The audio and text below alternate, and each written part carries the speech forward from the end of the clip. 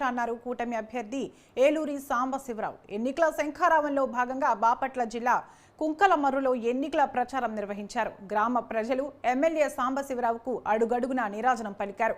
సాంబశివరావు గెలుపు తథ్యమంటూ నినాదాలు చేశారు. ప్రచారానికి ప్రజలు భారీగా తరలిరావడంతో రహదారులన్నీ కిక్కిరిశాయి. ఓటు అనే ఆయుధాన్ని ప్రతి ఒక్కరూ వినియోగించుకోవాలన్నారు సాంబశివరావు. ఈ అవకాశం కోల్పోతే మళ్లీ 5 ఏళ్లు రాష్ట్రానికి అంధకారమే మిగులుతుందన్నారు. మాయమాటలు చెప్పే మోసగాళ్లను నమ్మవద్దన్నారు.